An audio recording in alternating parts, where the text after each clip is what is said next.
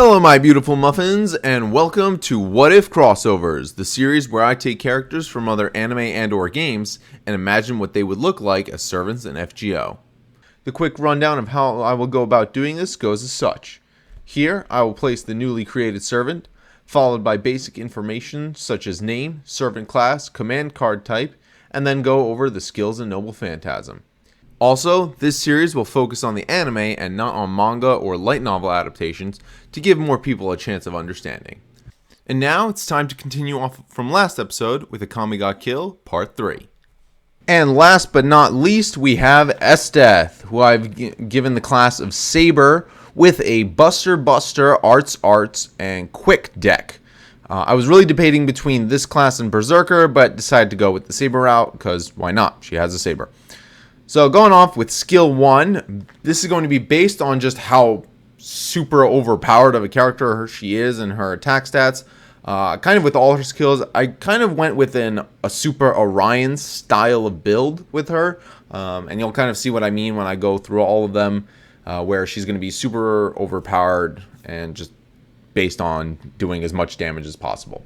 So skill 1 is going to be a 3-turn attack buff at 30%. With a crit star absorption as well as a buff removal resist. And this is going to be with a cooldown of 5. So again, starting strong right off the bat. Skill number 2 is going to be an AoE decrease arts resistance for 20%. It's going to gain or spawn critical stars with a max of 20. And then it's going to increase critical damage by 100%, but for 1 turn. So all of that's going to be 1 turn. The arts decrease resistance is 1 turn. The gain crit stars is self-explanatory. And then the crit damage by 100% is 1 turn. But this is also going to be on a cooldown of 5. So skills 1 and 2 combined together are going to be very powerful because you're essentially going to be having a 50% damage buff with just the attack because of the 30% and the 20% resistance down. You're going to gain 20 critical stars right off the bat. You're going to be absorbing those critical stars, and then you're going to be hitting for crit damage of 100%. Skill 3, and this is again very similar to Super Orion, I know, but it just kind of really suits her, I think. This is going to be a 3-turn Guts that revives with 1000 flat. That does not go up or down with skill level.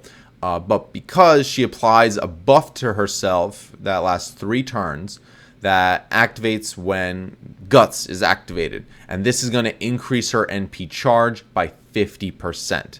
And this is going to be on a cooldown of 6. So this is her only defensive ability. Just a 3-turn lasting Guts. But it's going to give her that 50% charge. Now the reason I went with this is kind of what she was known to do in the anime. Because I'm going to get into what her noble phantasm and it'll kind of make more sense. But when she's put in a bind, that's when she likes to use her noble phantasm. So I kind of use that interpretation of when her Guts is triggered, when her she's used up her sword skills and she's feeling pressured. That's when she's kind of like, all right, time to use my trump card, my noble phantasm, so to speak. And so without further ado, I'm going into the noble phantasm, which is going to be based on her Mahapadma, which is the ability where she freezes time. And this is going to be a non-damaging noble phantasm, but purely a debuffing one. It's going to be an arts AoE noble phantasm, and it's going to have AoE buff removal. It's going to be an AoE stun. That's a high percentage. It's going to be like 300% stun chance.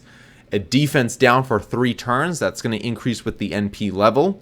And then the overcharge effect is going to be a decreasing crit rate. So just overall massive debuffs on the whole enemy. And that's the point. She would be very strong. She freezes time itself. And the only way you're kind of really going to be resisting that is buff removal resist or debuff immunity.